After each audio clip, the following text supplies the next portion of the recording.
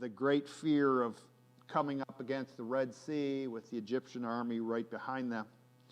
And today, another test, and this one is a test of unprecedented deprivation. They're going to have to learn that He is their provider. And it's a test that you and I face also as we go through life, times where we lack even maybe the basic necessities. And our hope has to be in Him. For Israel, a mere 3 days after the Red Sea experience, the people of Israel encountered a new form of testing. And this was not to be another test of learning to trust God in times of sheer, absolute terror in a crisis. Rather, this lesson would be learned in the context of daily routine, dealing with a lack of the basic necessities of life, in their case, a lack of food and water. And I have to share these things with you. It's pretty fascinating. I don't know if any of you ever stopped to think about the challenges of food and water for the Israelites in the wilderness. But Bible scholars estimate there were more than 3 million people, plus their livestock.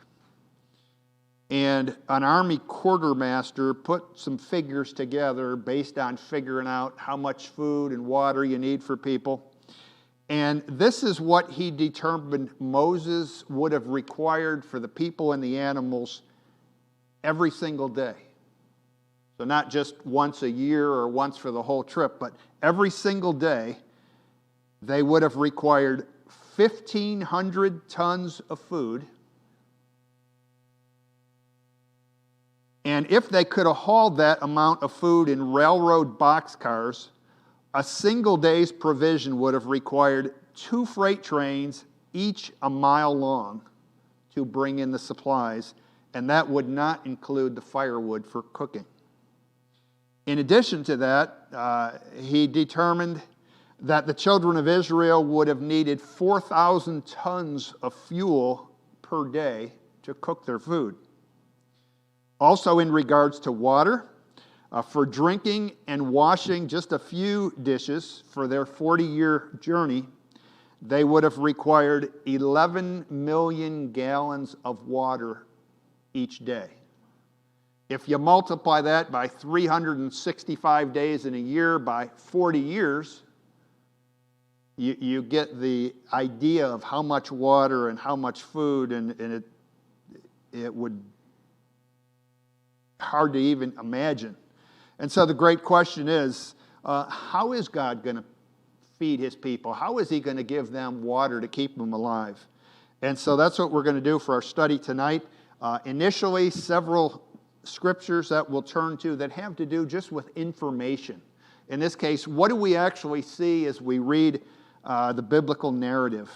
And the first one is in Exodus 15, verses 22 through 25. We read, "Then Moses led Israel from the Red Sea, and they went out into the wilderness of Shur. And they went 3 days in the wilderness and found no water. When they came to Marah, they could not drink the waters of Marah, for they were bitter, and therefore it was named Marah. So the people grumbled at Moses, saying, 'What shall we drink?' And then he cried out to the Lord, and the Lord showed him a tree, and he threw it into the waters. The waters became sweet, and there he made for them a statute and regulation, and there he tested them." First experience, just a short time after crossing the Red Sea. The crossing was a highlight for them. They sang songs of praise, and their faith was at a high. Excitement. But 3 days later, no water. They finally come to some water, and it was the idea of the word bitter. It'd be somehow undrinkable. And the people grumbled against Moses. So the adversity we see is no drinkable water. Their response was that they complained to Moses. And God's response, and we're going to see this repeatedly, God miraculously provides. He just directed Moses to a tree and said, throw that in the water, and the water was made good. Obviously, it wasn't a magic tree. It was a miracle-working God. But that was only test number one of this whole problem of great deprivation, of not having their basic needs. It's actually only the very next chapter. We see it happen again. Exodus 16, verses 2 through 8. Exodus 16.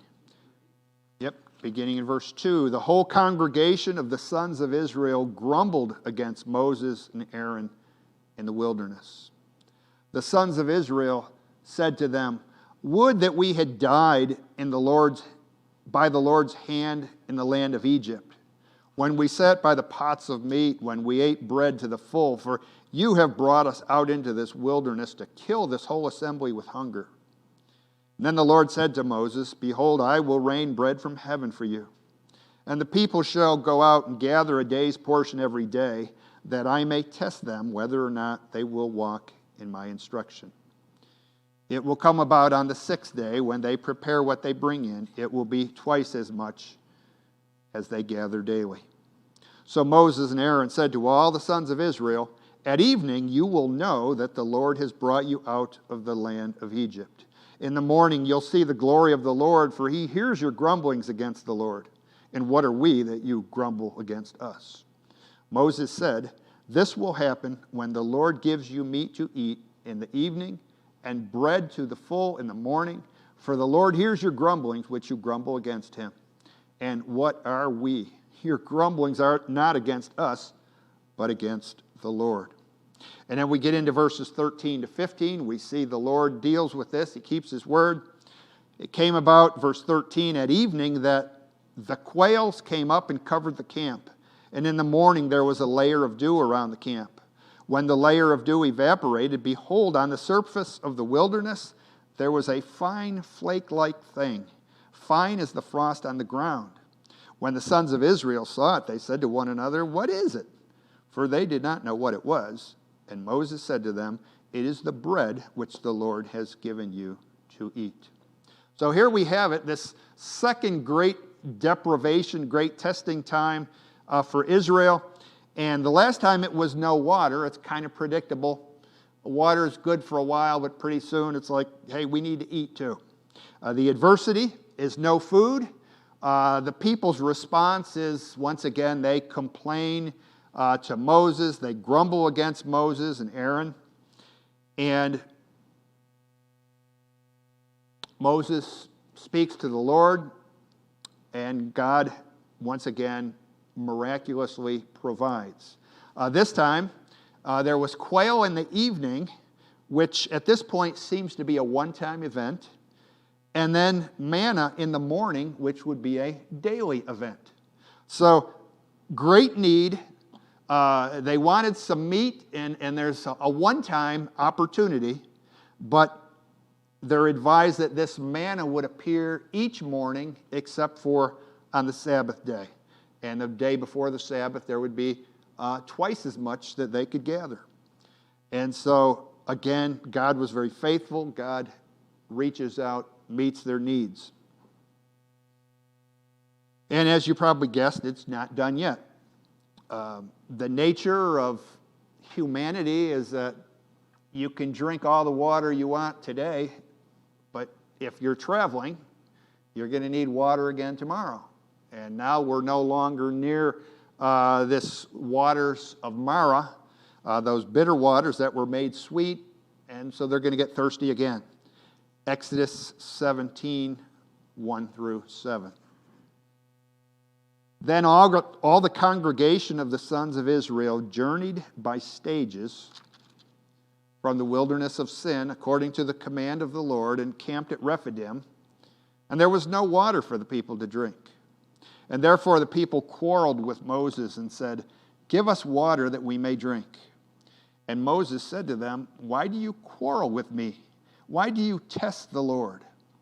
But the people thirsted there for water, and they grumbled against Moses and said, why now have you brought us up from Egypt to kill us and our children and our livestock with thirst? So Moses cried out to the Lord, saying, "What shall I do to this people?" It's interesting, he said, "What shall I do to them?" rather than "What shall I do for them?" But I think by this time Moses is getting pretty stressed, and he might even be thinking a little more, "What shall I do to them?" And the answer, he says, "A little more, and they will stone me." Then the Lord said to Moses, "Pass before the people, and take with you some of the elders of Israel, and take in your hand your staff with which you struck the Nile, and go. Behold, I will stand before you there on the rock at Horeb, and you shall strike the rock, and water will come out of it, that the people may drink." And Moses did so in the sight of the elders of Israel. He named the place Massah and Meribah because of the quarrel of the sons of Israel, and because they tested the Lord, saying, "Is the Lord among us or not?" So in this third instance, again, a very basic need, a very real need. It's a need of water, their adversity. It's, hey, there's no water again.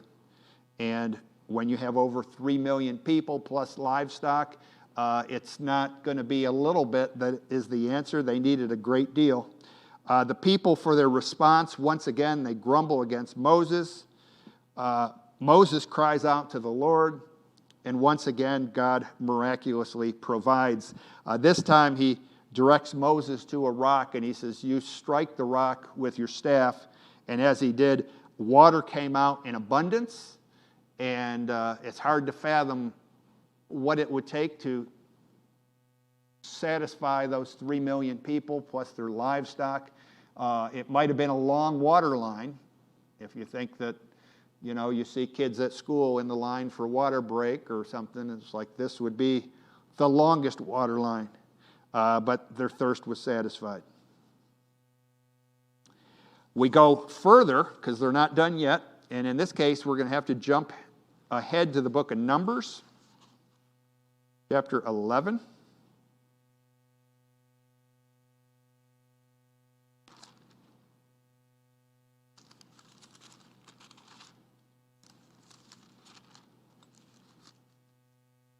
Beginning in verse 4.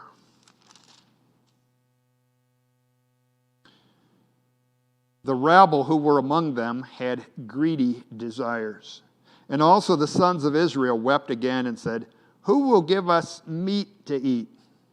We remember the fish which we used to eat free in Egypt, the cucumbers and the melons and the leeks and the onions and the garlics, but now our appetite is gone. There's nothing at all to look at except this manna." Now the manna was like coriander seed, and its appearance like that of bdellium. The people would go about and gather it and grind it between 2 millstones, or beat it in the mortar and boil it in a pot and make cakes with it. And its taste was as the taste of cakes baked with oil. When the dew fell on the camp at night, the manna would fall with it. Now Moses heard the people weeping throughout their families, each man at the doorway of his tent. And the anger of the Lord was kindled greatly, and Moses was displeased. We see so far the adversity. In this case, they have food to keep themselves alive, and apparently they're not desperate for water at this point, but now their need is, we are sick and tired of just having manna to eat, and we want a real meal. We want some meat. And they cry out to Moses and grumble against Moses, and we're going to see God's response here, verses 18 to 20. "Say to the people, consecrate yourselves for tomorrow, and you shall eat meat. For you have wept in the ears of the Lord, saying, oh, that someone would give us meat to eat. For we were well off in Egypt.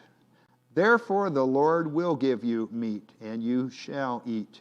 You shall eat not 1 day, nor 2 days, nor 5 days, nor 10 days, nor 20 days, but a whole month, until it comes out of your nostrils and becomes loathsome to you, because you have rejected the Lord who is among you, and have wept before him, saying, why did we ever leave Egypt?" Verses 31 to 33.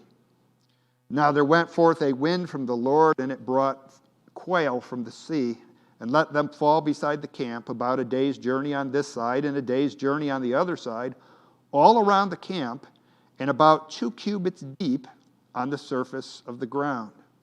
The people spent all day and all night and all the next day and gathered the quail. He who gathered least gathered 10 homers, and they spread them out for themselves all around the camp. And while the meat was still between their teeth before it was chewed, the anger of the Lord was kindled against the people, and the Lord struck the people with a very severe plague. We see God's response. God miraculously provides quail, but this time the people, in their great greed, store up tremendous amounts of quail, and the people get desperately sick, and many die from this plague. And the question is, well, why did they die? And it might be that they stored up the quail and didn't have any means of preserving the meat, and it was spoiled when they ate it. Perhaps there's a different answer. But at any rate, God provided their need, but it cost them greatly for demanding that he do so. We have one more experience that Israel dealt with, and that is in Numbers 20,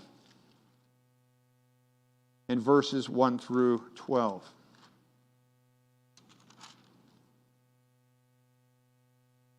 And this one is a return to that earlier need, once again, no water. Then the sons of Israel, the whole congregation, came in the wilderness of Zin in the first month. And the people stayed at Kadesh. Now Miriam died there and was buried there. There was no water for the congregation, and they assembled themselves against Moses and Aaron. The people thus contended with Moses and spoke, saying, "If only we had perished when our brothers perished before the Lord. Why then have you brought the Lord's assembly into this wilderness for us and our beasts to die here? Why have you made us come up from Egypt to bring us into this wretched place? It is not a place of grain or figs or wine or vines or pomegranates, nor is there water to drink." Then Moses and Aaron came in from the presence of the assembly to the doorway of the tent of meeting and fell on their faces. And then the glory of the Lord appeared to them. And the Lord spoke to Moses, saying, "Take the rod, and you and your brother Aaron assemble the congregation and speak to the rock before their eyes, that it may yield its water. You shall thus bring forth water for them out of the rock, and let the congregation and their beast drink." So Moses took the rod from before the Lord, just as he had commanded him. And Moses and Aaron gathered the assembly before the rock. And he said to them, "Listen now, you rebels. Shall we bring forth water from you out of this rock?"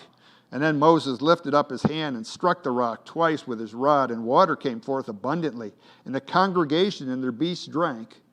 But the Lord said to Moses and Aaron, "Because you have not believed me to treat me as holy in the sight of the sons of Israel, therefore you shall not bring this assembly into the land which I have given them." So here we see the fifth example of their lacking of basic necessities of life. And each time in their lack, they had the same answer in their mind. It was to complain, to grumble against Moses, to grumble against Aaron, in some cases even to grumble against the Lord and ultimately the Lord. And every time we see that God miraculously provides, even as he does here. In this case, Moses cracks under the pressure. Moses disobeys God, and there's severe judgment from Moses. But it leads us to a question, and this is for you guys tonight. Why does God always provide in a blatantly miraculous manner? Things like speaking to a rock, or striking a rock, or having manna mysteriously fall from the heaven on a daily basis. Why not, for instance, produce something that would be repeatable, that would meet their needs? Manna did, but it was still very mysterious. Water, God could have made it rain every day and just told them, "Hey, you guys have your buckets ready, and when it rains, you collect the water and use it to feed yourselves and your family and your livestock. But he didn't go there. As far as food, I guess we could have said he could have let the whole area be overrun with jackrabbits or something, and every day you throw your spear at a jackrabbit and kill it and cook it for your family. But instead, he saw fit to employ means that were blatantly miraculous. Eric, you got an answer for us?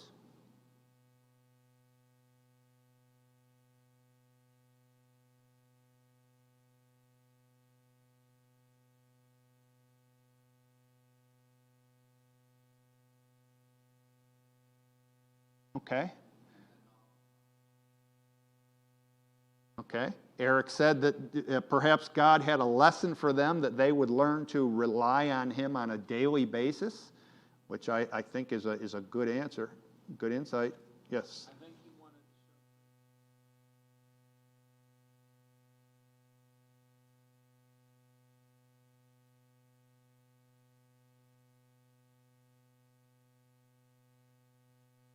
Okay, that here's the response that God always has a way.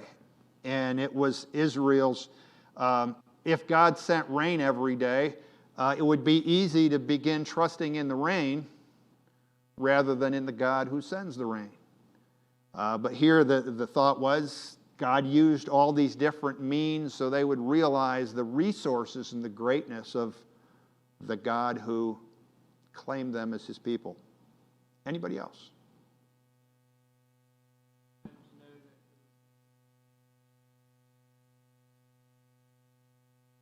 Okay.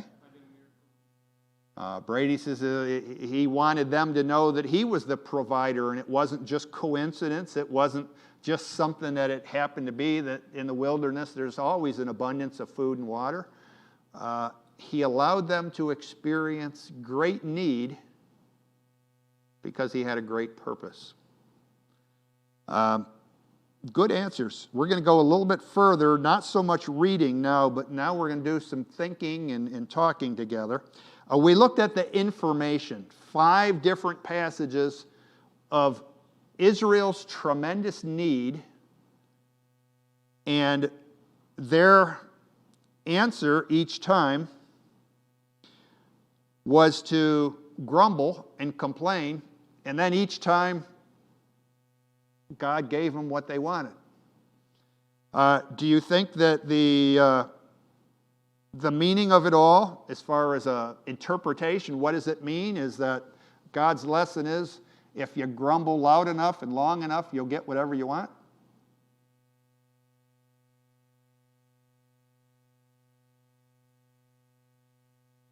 Okay. Brady said maybe you get what you need, not what you want.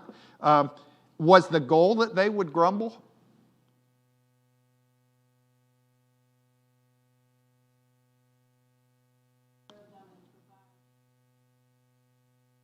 Okay. It is interesting to realize that this whole group of people never made it to the promised land. All these grumblers are the ones that died in the wilderness, and it was their children who actually entered the promised land. And that helps us somewhat in developing an interpretation of this. As far as what does it mean concerning Israel, a pattern is evident. There's adversity, then there's complaint, and then God provides. Obviously, God doesn't endorse grumbling and complaining. In fact, in 1 Corinthians 10, speaking to people in the church age, it says, neither grumble or neither murmur, you people, because you see what it meant for those who grumbled and murmured among Israel back in the wilderness. I think two factors come into play here. One of them, God wants to honor faithful Moses.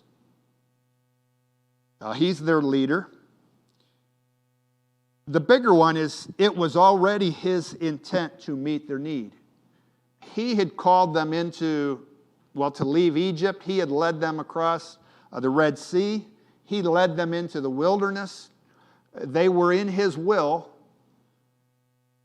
And when we're in God's will, it's God's job to provide for us.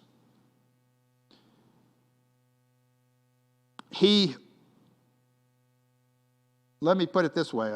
We'll have another question. What would have been God's desire for what the people do with their need?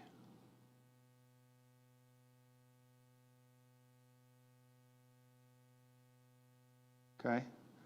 Jan said that God would have wanted them to come directly to him and not grumble against Moses. Do we have any problems like that in life when we don't seem to have the things we think we need? What should we do? Well, we probably ought to pray and cry out to God and say, God, I'm here because you brought me here. And I'm asking you, would you meet my needs?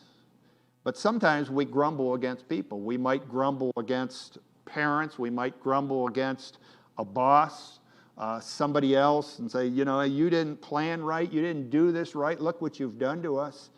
And we certainly can relate to what the Hebrew people did. God's intention is to meet their need. He wanted them to recognize their need and to come to him in humility, in desperation, in faith, but they failed. But also remember, they also failed to enter the promised land. That's what the passage means for Israel. It's worth asking, well, what does it mean concerning God? What do we learn about God here? And I would say for him, it's very important for him to meet our needs because this is his character that's at stake. It's his reputation. It wouldn't go well if all of the people of the day knew that all the Israelites died in the wilderness of starvation or thirst. And they would say, the Hebrew God isn't much of a God after all. Look what he did to his people.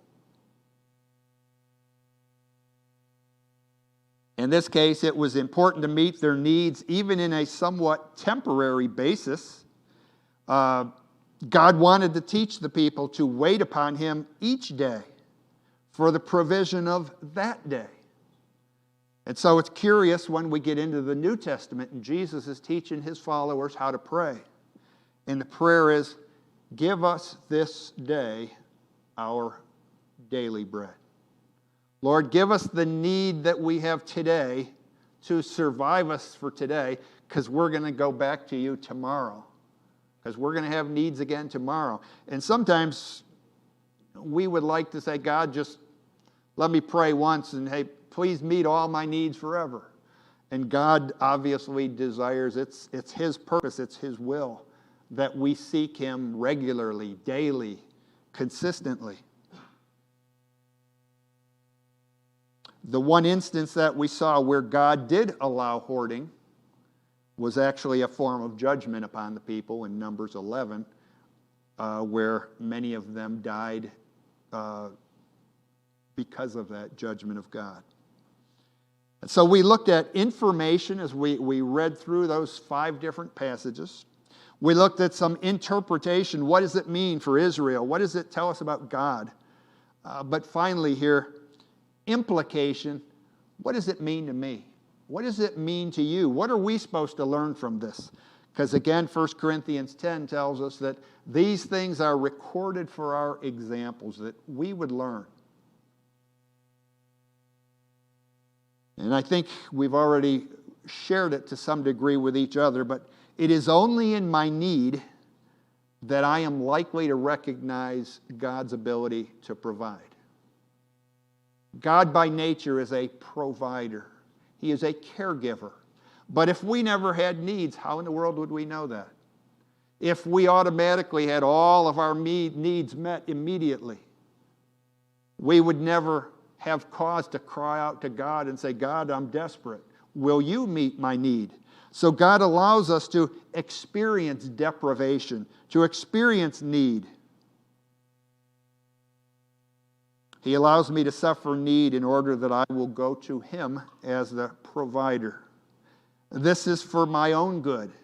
It teaches me my total dependence is upon him. And I need to have that regularly. Again, it's not a once-in-a-lifetime thing or once-in-a-year thing.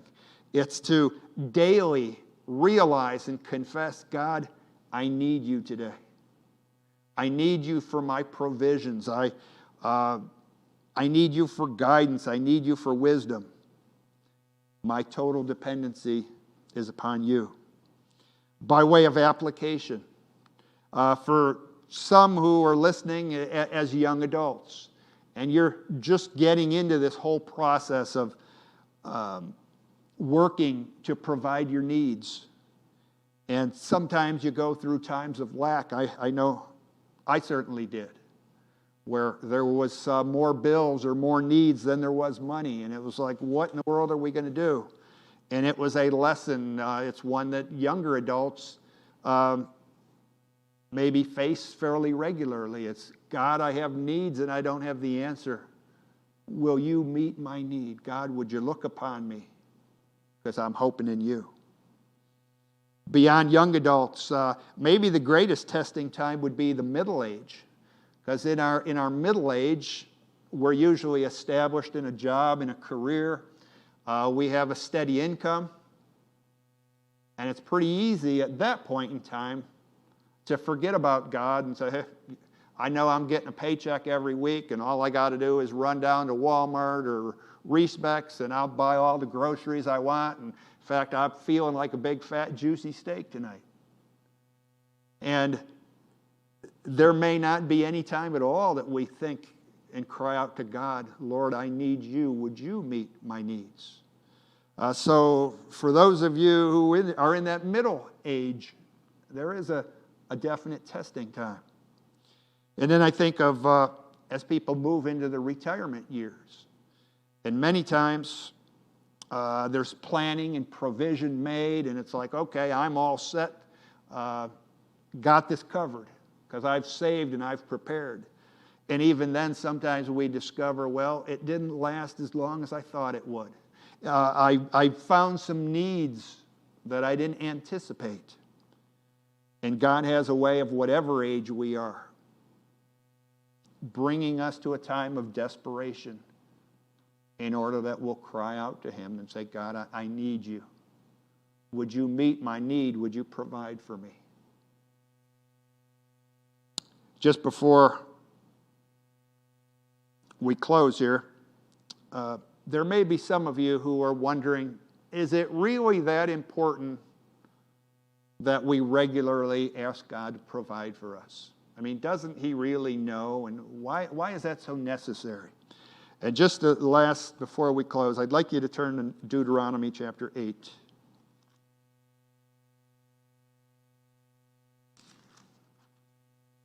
Deuteronomy 8.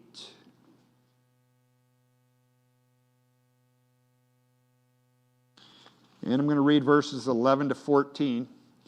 This is Moses talking to the people just before they actually enter the promised land. Deuteronomy 8, beginning in verse 11. Beware that you do not forget the Lord your God by not keeping his commandments and his ordinances and his statutes, which I am commanding you today. Otherwise, when you have eaten and are satisfied and have built good houses and lived in them, and when your herds and your flocks multiply and your silver and gold multiply and all that you have multiplies, here's the danger, then your heart will become proud and you will forget the Lord your God who brought you out from the land of Egypt, out of the house of slavery. Notice verse 17. Otherwise you may say in your heart, my power and the strength of my own hand made me this wealth. But you shall remember the Lord your God, for it is he who is giving you power to make wealth. God, through Moses, impresses upon the people just before they enter the promised land, and it's going to be a time of great prosperity for them.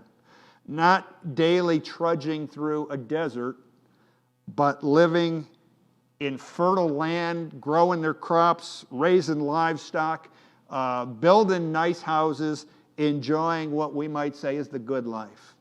And Moses warns them, when your needs are met readily and you're able to provide for yourself, there is a tremendous danger that you'll forget the Lord your God, and you'll forget that He's the one that gives you the ability to do work and to gain wealth and to provide for yourself. And God's lesson is, don't you ever dare forget the Lord your God.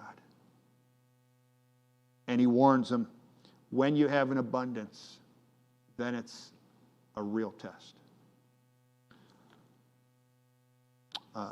Let's close in prayer here, and we'll move into our prayer time. Heavenly Father, we look at the Hebrew people in the wilderness and with a certain amount of a critical spirit and say, how could they mess up so bad? And then we humbly realize that we're made of the same stuff and that we are prone to grumble and complain. And when our needs aren't met, it's not always you that we turn to with humility.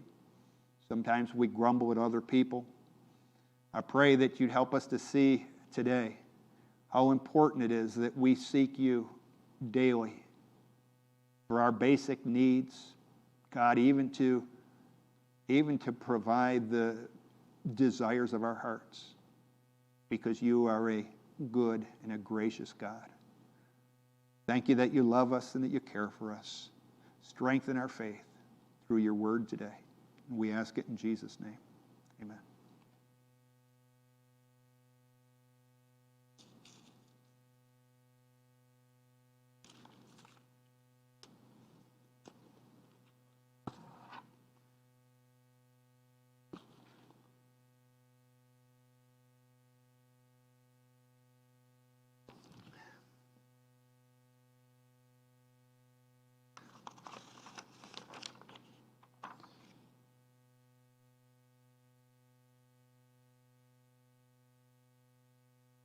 Kelly, you didn't have any new things on there that I didn't have already? Okay. I forgot to grab one of those, but I can work with what I had from last week. Just some updates as far as our prayer concerns. Continue to pray for Don Quink with Bell's palsy. No real noticeable change, but I think his eye is doing a little bit better. And he was doing some work in his garage. Continue to pray for Marcia King, adjusting to her new job. Faith had asked that we pray for her brother, Chuck Doan, who was in the hospital with a severe infection. And I talked to Ray and Rachel Button today, and they have a challenging thing to deal with. They recently took in a boarder who lives upstairs in their house, and it was recommended by their kids that they do so they wouldn't be alone, and he's from the church that one of the kids attends. And he got contacted today. He's a student at Muskingum, and he got contacted that he's been in contact with somebody else that tested positive for COVID-19. And so he had to pack up all his stuff and leave Ray and Rachel's house, and he can't be in school now for a period of time. But now Ray and Rachel are somewhat nervous and just trying to disinfect their house. And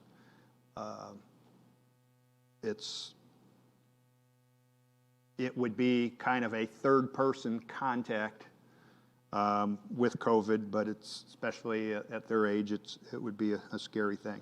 And so I'm sure they'd appreciate your prayers. Also, Gene Malenko's nephew Shane is about somewhere around 2 weeks into his 5 weeks of rehab treatment for drug and alcoholism. And they would appreciate prayer for Shane. And I'll just share updates from two of our missionary families, and then we'll go ahead and pray together. The first one is from the Brownings. That's Jordan and Emily. And they are all moved into their new house in Bowling Green.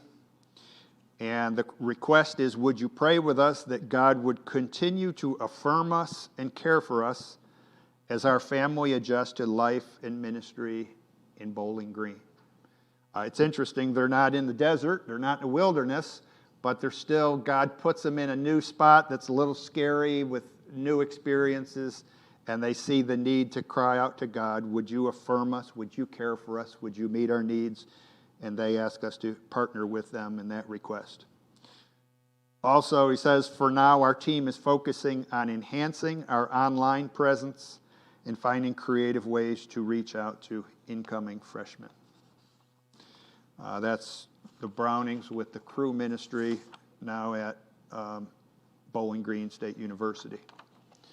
And then this other one is from the Robinson family. They serve at Appalachian Bible College. And Jerry is the head of the maintenance division there. Classes began August 18th, so they've been going for roughly a week now. Please pray for the students and staff at ABC as they face a lot of challenges this semester. And especially Jerry as he organizes the team and just the extra demands that they would face trying to continually sanitize buildings and places and just making it safe for all the students.